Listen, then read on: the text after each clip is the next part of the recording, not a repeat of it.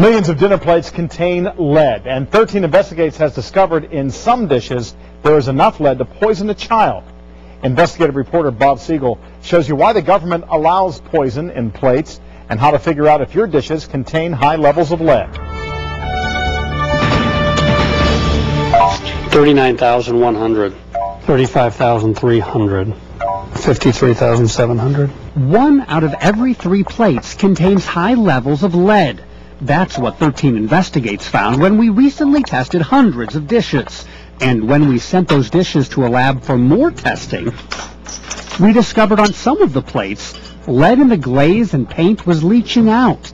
That bowl is leaching dangerous levels of lead, 7 times more than the government says is safe.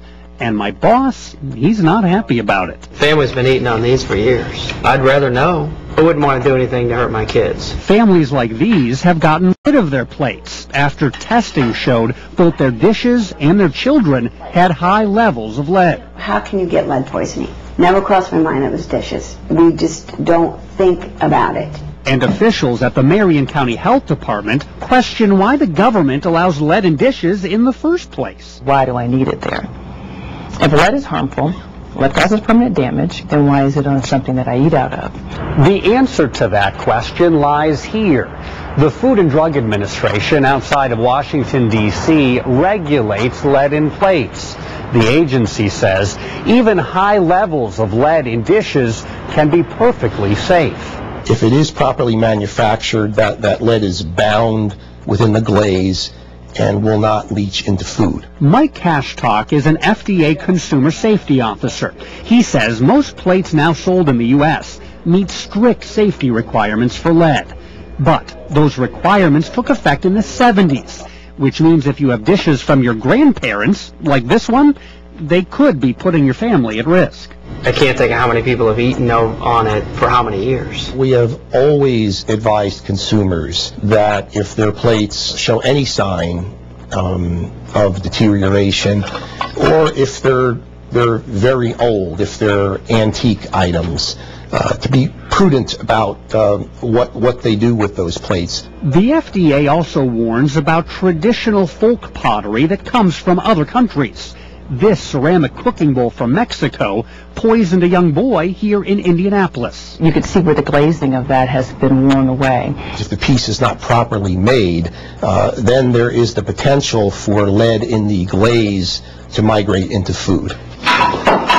So how do you know if your plates are made correctly? The problem is, you really don't. As a consumer, I can't say if the glaze is right on display. I have no idea if the glaze has been fired correctly. Representative Jim Matheson of Utah thinks you should know. Most people don't even realize lead glazing is used on these plates. He's got an amendment in the food safety bill now being considered by Congress. It would require plates with lead to be labeled, "This product is made with lead-based glaze." There's almost an irrational fear of lead. Sandy Spence represents companies that make and decorate ceramic dishes, and she says warning labels are not necessary. If there is added lead in the manufacturing process, why not just let consumers know that? Because we believe that tableware sold in this country at reputable stores is safe. And so if we put a label on that says this product has lead in it, it will scare people unnecessarily. Linda Hollett says she has a right to feel scared. After all, both her dishes and her daughter tested high for lead.